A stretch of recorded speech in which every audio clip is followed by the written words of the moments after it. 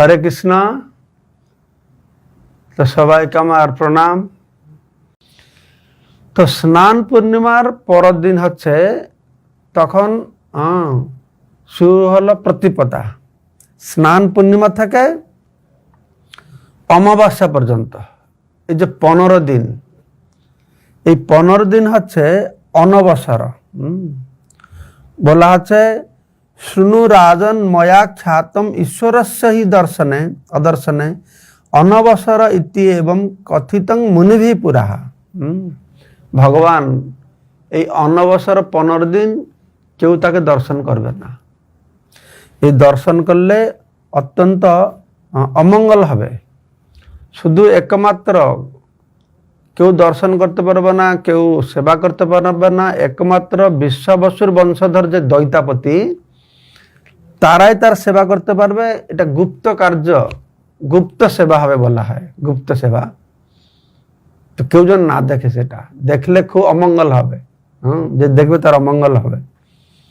তো সেটা একটা অবরুদ্ধ গৃহের মধ্যে করে, তো তাকে বলে নিরোধালয়, নিরোধালয় কৃত্য বলে বলে। এই অনবসরকে নিরোধালয় কৃত্য বলে বলে। আসলে সেখানে কি হয়, সেখানে জগন্নাথের জড়লীলা হয়, সেটাও ঠিক, কিন্তু দৈতাপতিরা জগন্নাথের যে দারু বিগ্রহ ভিতরে রয়েছে, আমরা তো এটা দেখতে পারি না, আর দেখতেও নেই। ভগবান যে দারু বিগ্রহ ভিতরে রয়েছে সেটাকে যেন কেউ না দেখে। ভগবান বলেছেন যে দেখবে তার বহু অমঙ্গল হবে, সে রাষ্ট্রের অমঙ্গল হবে। তো ওরা কি করে, সে দারু বিগ্রহের উপরে বিভিন্ন প্রকার লেপ দেবে। আমি সেগুলো আপনাদের বলবো।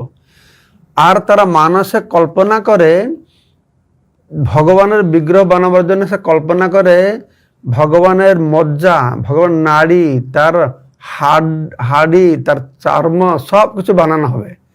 এই 15 দিন রয়েছে। প্রথমে 4 দিনে কি বানাবে, পঞ্চম তিথিতে কি হবে, ষষ্ঠ দিনে কি হবে, কত সুন্দর বর্ণনা। এইভাবে জগন্নাথকে তারা করে থাকে। তো ব্যাপার হচ্ছে এই অনবসর 15 দিন। এই 15 দিন কেন হয় না, আমরা জানি যে ইন্দ্রদেব রাজা যে সহস্র অশ্বমেধ যজ্ঞ করেছেন, তারপরে দারু প্রাপ্ত হয়েছেন, দারু মানে কাষ্ঠ প্রাপ্ত হয়েছেন। আর যে গুপ্তভাবে নির্মাণ করা হলো, কোন শাস্ত্রে বলছে 15 দিন নির্মাণ হয়ে গেছে, আর কোথায় বলেছে না 21 দিন। 21 দিন সে কাঠ মিস্ত্রি যে অনন্ত মহারাণা বলেছিল 15 দিনে খুলে দেওয়া হয়েছে দরজা। তো সেই জন্য এখনো এই 15 দিন তারা বন্ধ করে দৈতাপতিরা সে বিগ্রহ সংস্কার করেন, তাকে অঙ্গরাগ করেন। তো ওড়িয়াতে বলা হচ্ছে এই 15 দিন আম্ভকু কেহি দেখিবে নাহি। মানে ভগবান বলছেন এই 15 দিন আমাকে কেউ দেখবে না। বিশ্বাবসু দেখা করিব নিজ লোক, সেই বিশ্বাবসু শুধু দেখতে পারবে, তার পরিবার লোক। কিন্তু সে আমার পরিবার লোক, সে নিজ লোক। এই যে 15 দিনটি আমি লুচি রহিলু অনসর বলি ইহার নাম আজিঠি দেলু। তো ভগবান এটাকে অনসর বলছেন। তো তখন ভগবান স্বয়ং বলেছেন যে কিভাবে এই দারু বিগ্রহকে বিভিন্ন প্রকারের কাপড় দিয়ে তাকে জড়িয়ে রাখবে, তারপর বিভিন্ন রং দেবে শিল্পী দিয়ে। এই ব্যাপারে স্কন্দ পুরাণে, বিভিন্ন পুরাণে এসব বর্ণনা করা হয়েছে। তো সেই জন্য 15 দিন রাখা হয়, কেননা এই 15 দিন যখন প্রথম বিগ্রহ প্রকট হয়েছিল, এই 15 দিনে সে বিগ্রহ প্রকাশিত সম্পূর্ণ হয়েছিল। সে একটা কারণ আছে। আর একটা কারণ বলা হচ্ছে এই স্নান পূর্ণিমার ঠিক আগে রুক্মিণী বিবাহ হয়। রুক্মিণী বিবাহ তো অনেক মত প্রদান করেন, ভগবান তো রুক্মিণী বিবাহ করেন। তো এই তারপরে 15 দিন জগন্নাথ কি করেন না, রুক্মিণীর সঙ্গে মহালক্ষ্মীর সঙ্গে নিভৃত লীলাবিলাস করেন। নিভৃত লীলাবিলাস করেন। সেটা চৈতন্য চরিতামৃতে বর্ণনা করা হচ্ছে। চৈতন্য চরিতামৃতে বলা হচ্ছে 15 দিন ঈশ্বর মহালক্ষ্মী লয়া তার সঙ্গে ক্রীড়া কইল নিভৃতে বসিয়া। কৃষ্ণদাস কবিরাজ গোস্বামী বর্ণনা করেছেন এই 15 দিন মহালক্ষ্মীকে নিয়ে নিভৃতে তার সঙ্গে তিনি লীলাবিলাস করেছেন। তো সেখানে অনসর পিণ্ডি রয়েছে, যে জায়গাটা আমি বললাম, আপনারা যেখানে গিয়ে যজ্ঞমোহনে দর্শন করেন এটা কাঠের অর্গলি থাকে, তো ঠিক তারপরেই বাঁশের বেড়া দিয়ে বন্ধ করে দেবে। আর যেই দিকে পান্ডারা যাওয়া আসা করে তাকে ধুকুড়ি দ্বার বলে, ধুকুড়ি দ্বারা, সেই দিকে তারা যাওয়া আসা করবে। আর ভিতরে শুধু দৈতাপতিরা, আর অন্য কোনো সেবকরা যাবে না, হয়তো পতি মহাপতিরা হয়তো জান মনে হয়। আর সে বাঁশের বেড়ার উপরে তারা ভগবানের ফটো লাগিয়ে দেবে, চিত্র লাগাবে। তো সেখানে রামকৃষ্ণ নরসিংহ আর শ্রীদেবী ভূদেবী আর মহানারায়ণ, সেখানে দোলগোবিন্দ মদন মোহন এই সমস্ত সেখানে স্থাপন করা হবে। তো সেখানে সপ্তমূর্তি উপাসনা হয় সিংহাসনের উপর, জগন্নাথ, বলদেব, সুভদ্রা, সুদর্শন 4 জন, আর মাধব, শ্রীদেবী আর ভূদেবী। তো এইভাবে এই কয়েকদিন কি হয় না, সেখানে এই চিত্রপট সবাই দর্শন করতে পারবে। তো এই চিত্রপট দর্শন করতে পারবে। তো এখনই 11 মাস ব্রাহ্মণরা সেবা করে, পান্ডারা সেবা করে। এই 1 মাস এই যে জগন্নাথ নামবে স্নান পূর্ণিমা থেকে শুরু করে এই 15 দিন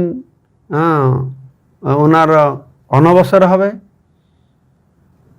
তারপরে আবার সেই যাবে গুন্ডিচা ঘরে, সেখান থেকে ফিরে আসার পর্যন্ত এই সব কিছু এই দৈতাপতিরা সেবা করবে। তাকে কি ভোগ লাগানো হয় আপনারা শুনুন। দৈতাপতিরা পত্র, পুষ্প, ফল, মূল আর একরকম শরবত তারা খাওয়ায়। প্রতিদিন 2 বার দুধের সর, কর্পূর, চন্দন, জাইফল আর নবাত। নবাত আমি বাংলা দেখি না, উড়িষ্যায় আছে, চিনিকে গুলিয়ে ওরা একটা বানায়, নবাত বলে। এইরকম তারা কি করে, 14টা বড় ভাড়, 14টা ছোট ভাড়ে ভগবানকে ভোগ লাগায়। আর মুগের অঙ্কুর, আরও বিভিন্ন রকমের ফল, কাঁঠাল ইত্যাদি তারাও এগুলো ভোগ লাগিয়ে থাকে। ইন্টারেস্টিং জিনিস আছে, এই যে ভোগ লাগাবে, আমি শুনেছি এরকম যে সেই প্রসাদ কিন্তু বাইরে বেরোবে না। ওই দৈতাপতিরা নাকি ওই জগন্নাথের সঙ্গে ওইখানে খাবে, জগন্নাথ খাবে যেখানে, এখানেই খাবে। আর তোদের একটু পাতা নাকি 15 দিন ধরে বাহিরেও করবে না, সেখানে পড়ে থাকবে। 15 দিন পরে সেগুলো বেরোয়, আমি শুনেছি। কিন্তু তারপর আবার শুনেছি যে 15 দিন পরে কিন্তু প্রসাদটা বেরোবে আর সে খুব সুন্দর ফ্রেশ থাকে। খেতে খুব, আমি 1-2 বার সে প্রসাদ সেবা করার সুযোগ আমি পেয়েছি। তো এইভাবে কালে দ্বৈপী নৃপতে নির্মাল্যে যে বহির নয়তে, যতদিন ওই অনবসর থাকবে কোনো প্রসাদ সেখান থেকে বাহিরে আসবে না। তো দেবতাদেরকে অর্থাৎ সেই বিগ্রহদেরকে প্রথম 5 দিন পাচন দেওয়া হবে, আর 10 দিন দশমূল্য মোদক দেওয়া হবে, এসব করা হবে। তো এই যে বিগ্রহ রয়েছেন, প্রথম 4 দিন কি হবে না,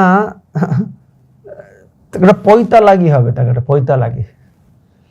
তো তারপরে বিগ্রহতে লেপ ছড়ানো হবে, কড়ার, যে কড়ার পাওয়া যায়, সেগুলো ধুনো টুনো দিয়ে তৈরি করা থাকে। সে কড়ারটা খুব মঙ্গল, সে বাচ্চাদের তাবিজ করে লাগায় ব্যবহার করে। তার প্রথম 4 দিনে একটা একরকম বিধান রইল।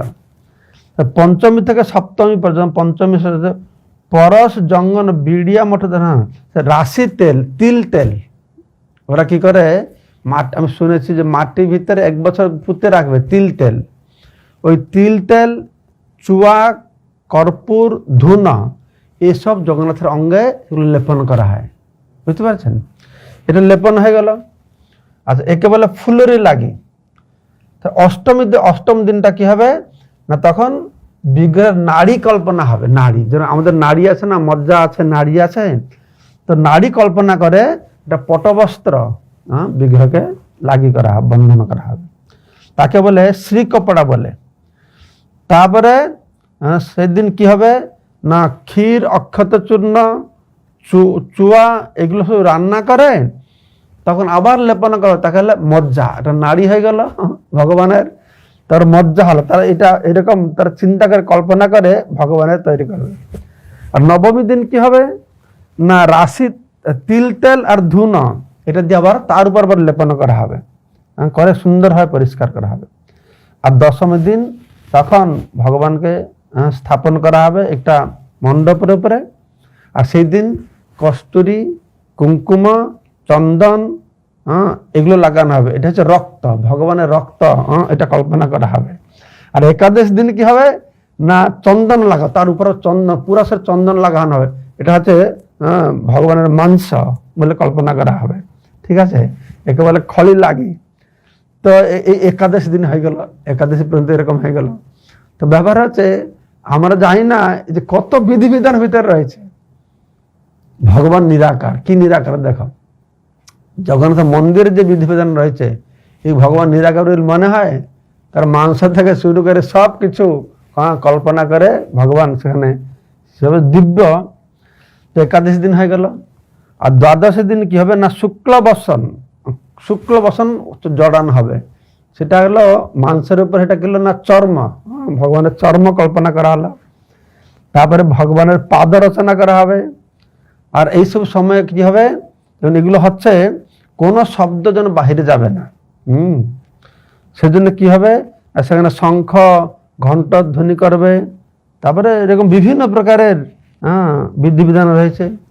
আর ত্রয়োদশী দিনে কি হবে, তখন খড়ি লাগি হবে, একে বলে কি খড়ি লাগি বলে। তারপরে সেদিন কি করে, ত্রয়োদশী দিন বিগ্রহকে সুন্দর রং চিত্র বিচিত্র করবে, সেখানে চিত্র বিচিত্র করে ত্রয়োদশী চতুর্দশী দিন ভগবানকে এরকম চিত্র করা হবে, এটা বলে বনক লাগি, কনক লাগি, এরকম বলে। তারপরে তার বিগ্রহগুলিকে নতুন বস্ত্র দিয়ে তাকে পড়ানো হবে। তো এইভাবে ভগবানের এই 15 দিন অনুষ্ঠান অনুষ্ঠিত হবে। তো সেই দ্বাদশী দিন কি হবে না, জগন্নাথের অঙ্গ থেকে যে সমস্ত চন্দন স্খলিত হবে, এসব আবার গজপতি মহারাজ পুরী রাজার কাছে এগুলি নিয়ে যাওয়া হবে। তো এইভাবে 15 দিন সেখানে সুন্দর হবে। প্রথম 4 দিন কি হয়, তারপরে 2 দিন কি হবে, যেই দিন যে হওয়ার কথা সেই দিন করে সেই বিগ্রহকে আবার সুন্দর করে নবযৌবন রূপ ধারণ করবে।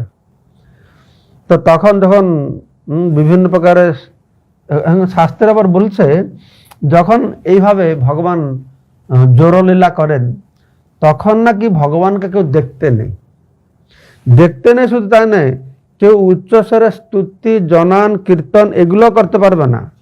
এই সম্পর্কে একজন বলেছেন যে কেউ জোরে কথা বলতে পারবে না ভগবানের কাছে, কোনো গান গাইতে পারবে না, বাজনা বাজাতে পারবে না, কেউ নাচতে পারবে না, রাগ করে ক্রোধান্বিত হয়ে কথা বলতে পারবে না, জোরে শব্দ করবে না, কাঠ পাথর আওয়াজ করবে না, অঙ্গ সঙ্গ করবে না, কোনো গন্ধদ্রব্য ব্যবহার করবে না, তারপরে তিলকের বিন্দু দেবে না, কোনো ফুলের মালা পড়বে না, আর পুরুষোত্তম মাহাত্ম্য পড়বে না, নরসিংহ মন্ত্র জপ করবে, আর ঘন্টি বাজাবে না, এরকম বিভিন্ন রকমের নিষিদ্ধ রয়েছে, এসব ভগবানের কাছে বর্ণনা করা হয়েছে। তো যাই হোক, এগুলো যে বর্ণনা করা হয়েছে তো সংক্ষেপে, আমার মনে হয় নিশ্চিত রূপে ওখানে যা হয় সে আরো বিস্তৃত হবে। আর সব থেকে ইন্টারেস্টিং হচ্ছে জগন্নাথ মন্দিরে যে সেবা হয়, কত যে সেবক, একজন ভোগ লাগাবে, একজন রান্না করবে, একজন বুয়ে নিয়ে আসবে, আরেকজন হচ্ছে ঘরটা পরিষ্কার করবে, আরেকজন হাতে জল দিবে, এইরকম প্রচুর সেবকরা, জগন্নাথ অত কৃপাময়, মানুষকে সেবার লাগাবার জন্য এরকম ব্যবস্থা করেছেন। আমার মনে হয় তো 5-10 হাজার পান্ডা মনে হয় সেখানে আছে যারা সেবা করে জগন্নাথের। তো যাই হোক, এটা আমি বললাম অনবসর লীলা।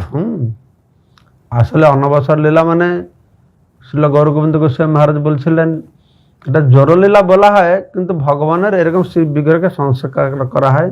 আর এটা জগন্নাথ স্বয়ং বলেছেন এই 15 দিনে আমার এইভাবে সব করবে, আর যখন এই দারু বিগ্রহকে ভিতরে কেউ যেন দর্শন না করে। আচ্ছা ঠিক আছে। তারপরে নবযৌবন বেশ হয়ে গেল। আমরা নবযৌবন বেশের কথা পরে শ্রবণ করব। আমি একটা দুটো লীলা বলি, এই অনবসর সময়ের লীলা। একবার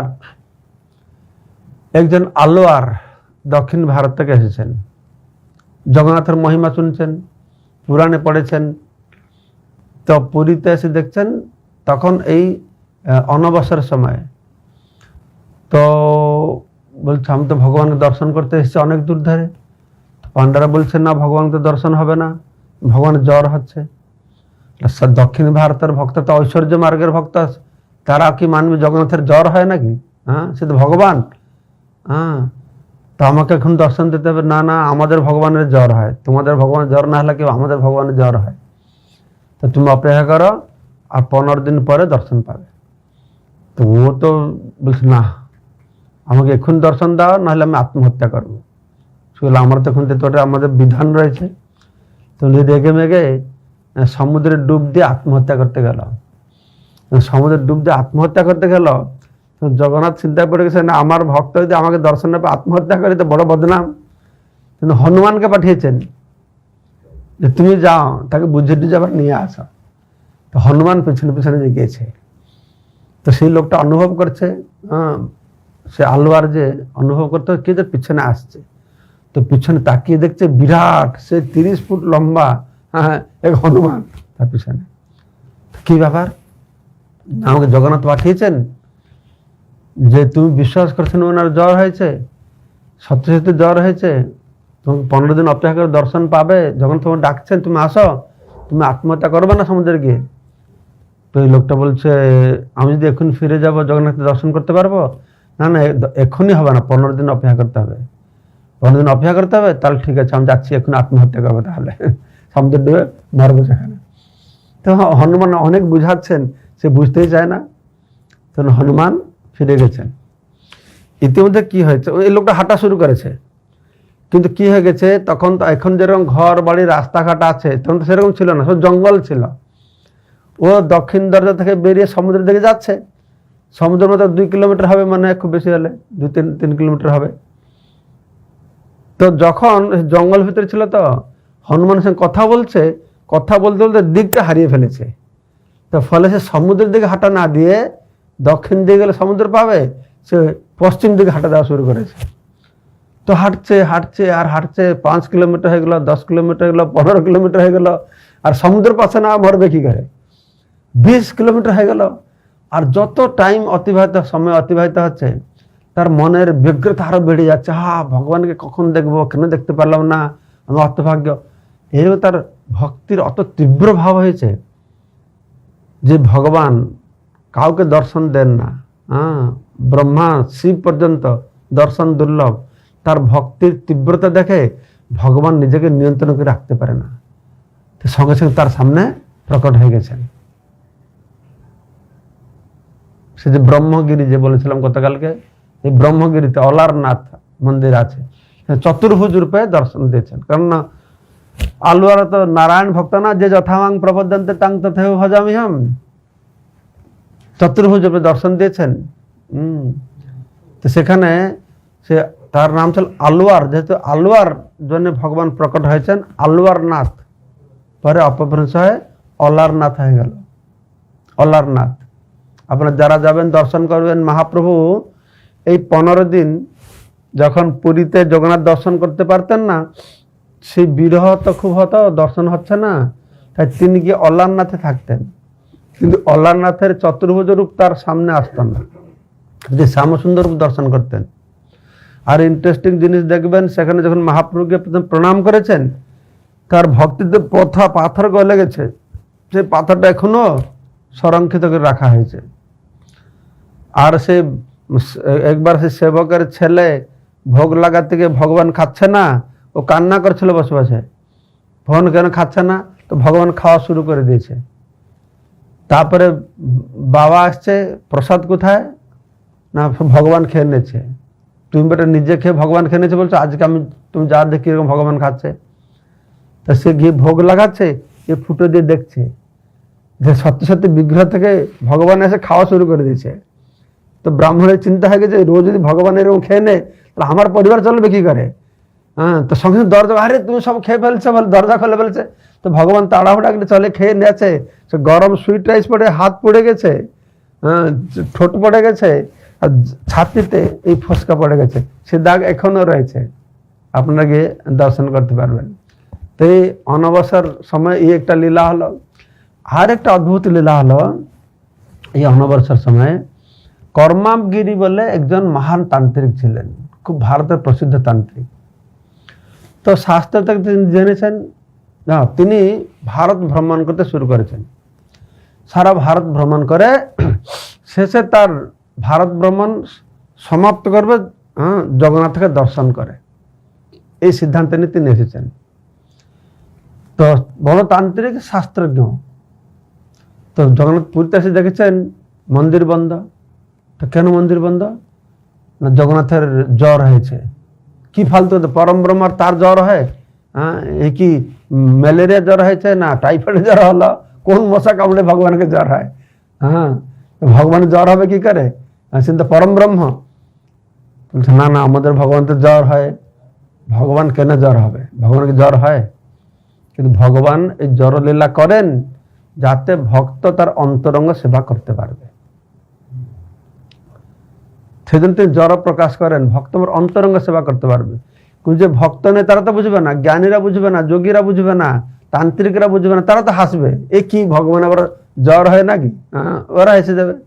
তাদের জন্য হাস্যকর হতে পারে, কিন্তু ভক্তের জন্য এটা সত্য কথা। আমি শুনেছি ভগবান তখন তিল তেল দিয়ে তাকে ম্যাসেজ করে, ভগবানের শরীর টেম্পারেচার নাকি বেড়ে যায়, এরকম পান্ডারা বলে থাকেন আমাদেরকে। হ্যাঁ, তো এই কর্মাবগিরি দেখা আমাকে দর্শন করতে করাতে কিছু অন্ধবিশ্বাস। এরা বলছে না না, এই ভিতরে আমাদের খুব গুপ্ত লীলা হচ্ছে, গুপ্ত কার্য হচ্ছে, ধারণা না, এসব অন্ধবিশ্বাস, গুপ্ত কাজ কিছু। এই পান্ডাদের ধন্দা, হাজার হাজার লোক আসছে দর্শন করতে পারছে না, আমি দর্শন করব।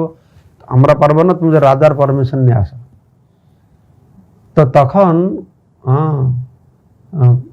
রাজা ছিলেন, এটা এটা দ্বাদশ শতাব্দীর কথা। তখন কামেশ্বর দেব নাকি একজন রাজা ছিলেন। তো রাজা থাকতেন পুরী থেকে 50 মাইল দূরে, হ্যাঁ, এক জায়গায়। তবে তান্ত্রিক সেখানে গিয়েছে, রাজার কাছে গিয়েছে। তো রাজা গিয়ে বলছে আমি তো জগন্নাথ দর্শন করতে চাই। তো রাজা বলছে তো 15 দিন অপেক্ষা করতে হবে, জগন্নাথ জ্বর হয়েছে। যারা না না তোমার পান্ডারা সব ঠকাচ্ছে, হ্যাঁ, এরা সব কুসংস্কার, অন্ধবিশ্বাস, এগুলি ভগবানের কোনোদিন জ্বর হতে পারে না, পরম ব্রহ্ম জ্বর হবে কি করে, আমাদের শাস্ত্রের জ্ঞান কি অভাব আছে নাকি? তো রাজা বলছে ঠিক আছে, সেটা হবে কি না হবে, এটা ট্র্যাডিশন রয়ে গেছে, পরম্পরা, আমি এটা ভাঙবো কি করে? তখন বলছে আমি হচ্ছি তান্ত্রিক সিদ্ধ পুরুষ, তুমি আসো, আমি সেখানে গিয়ে প্রবেশ করে তোমাকে প্রমাণ করে দেব সেখানে কোনো গুপ্ত লীলা, কোনো গুপ্ত সেবা, কোনো কিছু হচ্ছে না, সবাইকে জগন্নাথ দর্শন করতে পারে। তো রাজা বিশ্বাস করতে পারে না। তখন এই তান্ত্রিক কর্মামগিরি কি করেছে, এটা কলা গাছের উপরে উঠেছে, কলা গাছের উপরে উঠে সে কলা গাছটাকে নিয়ে আকাশে উড়ে উড়ে যাওয়া শুরু করেছে। তখন রাজা তো আশ্চর্য হয়ে গেছে, খুব ইমপ্রেসড হয়ে গেছে। তান্ত্রিকের এরকম পারে, কিন্তু গাছে উঠে উড়ে উড়ে যেতে পারে। এবারে গুরু মহারাজ বলছিলেন, রসিকানন্দ, রসিকানন্দ ছিলেন মনে হয় রেমুনাতে হবে না কোথায় হবে। তো একদিন সকালে বসে রাস্তার উপরে, তখন তো টুথব্রাশ ছিল না, টুথপেস্ট ছিল না, গাছের ডাল নিয়ে তারা কি করতো, দাঁতন করতো। গাছের ডাল নিয়ে দান মাজছে, লোটাতে জল নিয়ে রাস্তা ধারে বসে দান মাজছে। তো একটা লোক আসলো, ও প্রভু, ও প্রভু, হ্যাঁ, একটা সাধক, বড় সাধু বাবা এসেছে, ও গাছের উপরে উঠে চড়ে উড়ে উড়ে যাচ্ছে।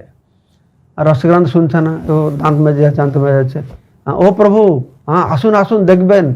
আরে এটা কি বড় জিনিস একটা, হ্যাঁ বড় জিনিস নয়, গাছের উপরে উঠে উড়ে যাচ্ছে, আপনি পারবেন? রসিকানন্দ কি করেছেন, ওই দাঁতন দিয়ে ডালটা ছিল একটা পার নিচের দিকে, উনি একটা চক্কর দিয়ে আকাশে ঘুরে চলে এসেছেন। গুরু মহারাজ বলছিলেন এরকম। ভক্ত সব করতে পারে কিন্তু এগুলো দেখায় না, কিন্তু তান্ত্রিকরা এটা নিয়ে খুব দেখায়। রাজাদের খুব ইমপ্রেসড হয়ে গেছে, সঙ্গে সঙ্গে রাজা ঘোড়া নিয়ে প্রস্তুত হয়েছে পুরী যাওয়ার জন্য। আর তান্ত্রিক এই কলা গাছে আরোহণ করে পুরী চলে এসছে। তো পুরীতে এসে সেখানে তারা তো যে কোনো রূপ ধারণ করতে পারে, এটা ভ্রমরের রূপ ধারণ করেছে। তো ভ্রমের রূপ ধারণ করে এটা ছোট ছিদ্র দিয়ে তো সে মন্দিরে প্রবেশ করেছে। মন্দির প্রবেশ করে কোনো বিগ্রহ টিগ্রহ কিছু দেখতে পারে না। সেখানে দেখছে একটা পদ্মের উপরে একজন দেবী, সুন্দরী দেবী বসে আছেন। বসে আছেন। তো তান্ত্রিক ও দেবীকে দেখে আকৃষ্ট হয় না, কিন্তু ভ্রমর হয়ে গেছে। তো ভ্রমর বলে পদ্ম ফুলের গন্ধে আকৃষ্ট হয়ে গেছে। আকৃষ্ট সঙ্গে সঙ্গে সে পদ্ম ফুলের ভিতরে ঢুকে পড়েছে। আর যখন পদ্ম ফুলের ভিতরে বসে পড়েছে, আর সঙ্গে সঙ্গে পদ্ম ফুলটা বন্ধ হয়ে গেছে। আর বন্ধ হয়ে যেতে এতে নিঃশ্বাস প্রশ্বাস বন্ধ হয়ে গেছে। ভ্রমর অবস্থা কি করবে? ও কর্মামেশ্বর মহাদেবের ভক্ত ছিল। তখন প্রার্থনা করছে, হো কর্মামেশ্বর মহাদেব রক্ষা করো, রক্ষা করো, হে জগন্নাথ রক্ষা করো, রক্ষা করো। তখন আস্তে আস্তে আরো ফুলটা খুলছে। ফুলটা খুলে তখন আবার সে ব্রহ্মরূপ ধারণ করে আবার কলা গাছে ফিরে এসেছে। খুব দুর্বল হয়ে গেছে, নিঃশ্বাস নিতে পারে না। আর আশ্চর্য হয়ে গেছে, ব্যবস্থা কোনো বিগ্রহ দেখতে পারে না। চিন্তা করছে কি ব্যাপার, আমি তো রাজাকে কথা দিয়ে আসলাম, যেটা বড় বড় সম্মানের ব্যাপার হয়ে গেল, আমার গিয়ে তো কিছু আবিষ্কার করে কি ব্যাপার সেখানে হচ্ছে। তো এবার কি ওদের এবার ব্রহ্মরূপ নিয়ে গেলে তো পদ্ম ফুলের গন্ধে আবদ্ধ হয়ে গেল। এবার ব্রহ্মরূপ না নিয়ে ও নিজেকে, ওরা তান্ত্রিক তো অদৃশ্য করতে পারে, নিজেকে অদৃশ্য করে ওই পান্ডাদের এই দৈতাপতিরা যখন ঢুকছে তার ভিতরে ঢুকে পড়েছে। ভিতরে গিয়ে দেখছে দৈতাপতিদেরকেও দেখতে পারে না, কোনো বিগ্রহ দেখতে পারে না। 8 দিকে অষ্ট দেবী, খুব সুন্দরী দেখতে, হা হা হা হা হা হা করে তারা সেখানে হাসছে। আর দেখে পুরো ভয় পেয়ে গেছে। আর দেখে তাদের সৌন্দর্য দেখে আকৃষ্ট হয়ে গেছে, ভয় পেয়ে গেছে। আর সঙ্গে সঙ্গে ছেড়ে বাইরে চলে এসছে। এবং রাজা পৌঁছে গেছে। তো রাজা বলছে, চলো কি আমাকে দেখাবে? আচ্ছা দেখাবে কি? তখন সে বলল যে আমি সারা ভারত ভ্রমণ করেছি, সর্বশ্রেষ্ঠ তান্ত্রিক, কিন্তু তোমার জগন্নাথের কাছে আমি ফেল, আমার সমস্ত তন্ত্র এখানে ফেল হয়ে গেল, তন্ত্রের মতো কিছু আর কাজ করলো না। বলে আমি তোমাকে সব বলেছিলাম, এগুলো সব কুসংস্কার, অন্ধবিশ্বাস। তারপরে সব বর্ণনা করলো, ভ্রমর রূপে গিয়ে কি দর্শন করলো বলে আমি জগন্নাথই আমার শেষ, তার আশ্রয় আমি থাকবো। তুমি হে রাজন, তুমি কৃপা করে আমাকে একটু জায়গা দাও, আমি এখানে জগন্নাথের দর্শন করে থাকবো। তো রাজা তাকে একটা জায়গা দিল। সেখানে কর্মামগিরি তান্ত্রিক কর্মামেশ্বর মহাদেবকে স্থাপন করলো। গ্রন্থে লেখা আছে এখনো সে মন্দির রয়েছে, হয়তো জীর্ণ শীর্ণ হয়ে গেছে সে মন্দির, তার স্মৃতিতে রয়েছে। আমি কোথায় পড়েছিলাম, এই ঘটনাকে স্মৃতি করে জগন্নাথের জন্য একটা বিশেষ ভোগ লাগানো হয়। জগন্নাথের কাছে একটা বিশেষ ভোগ লাগানো হয়। তো এই দুটো লীলা হচ্ছে ভগবানের অনবসর লীলা সম্পর্কিত লীলা।